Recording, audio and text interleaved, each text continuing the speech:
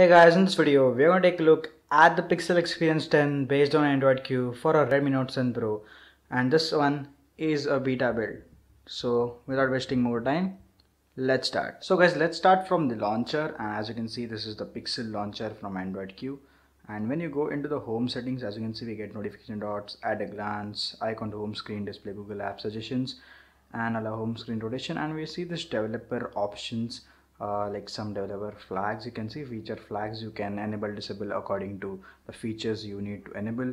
But this whole Pixel Experience ROM is in beta stage, so please select wisely or else you will get some conflicts later. Now let's move into the app drawer. As you can see, all of the Pixel stock apps are present, Google Pixel, and all Google apps are present. Let's move into the settings now. As you can see, the new Q UI, it looks really good, but yeah, it's similar than the P1, and just some of the icons have been modified. Also some options have been separated, like the privacy, location, as you can see. And we also have the digital well-being and parental control.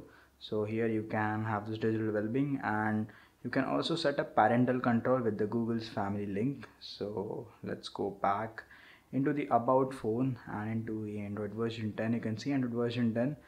Let's click on it, and this is the Android 10 Easter egg. Looks really nice. Also, it is something different here. You can just turn it to a Q. Just double tap and hold. Oh, do it properly like a Q. And as you can see, the background, that animation of wallpaper, it starts moving, and that animation looks really nice, as you can see. Also, if you tap here on Android a few times, you will get this graph like something. I seriously don't know what this is. So yeah, if you guys know about this, please let me know about it in the comment section below. Now as this is Pixel Experience ROM, then you will get Pixel live wallpapers pre-built, and you can see the live wallpapers. And let's set one wallpaper and see if it is working smoothly or it just slows down the phone.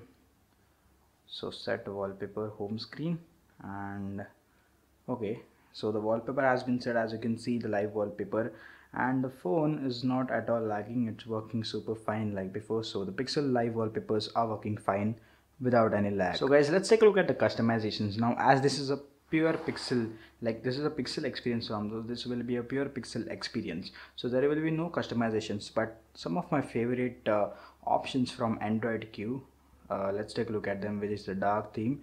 So this is the default light theme which we get, and as you can see, the dialer and all other stuff is light.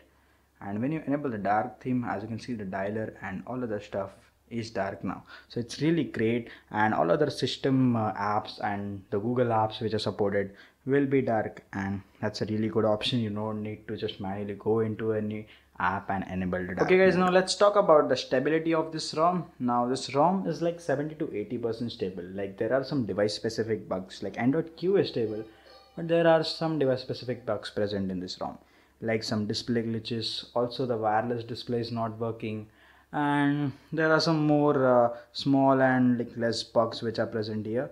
So this ROM is for this core experienced people, those who try out this new custom ROMs, and not for the regular people, those who are going to use it as a daily driver. So if you want to experiment, you are experienced and a core user, and if you want to just play with your device and also check what's working, what's not, or if you want to experience the new Android Q, then surely this is a must go from me.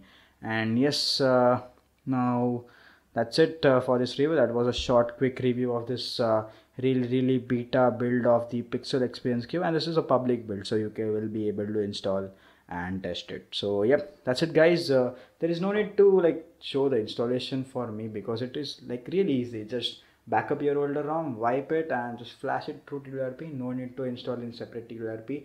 And I have the Peter's TWRP, by the way, so yeah, it supports the WRP encryption.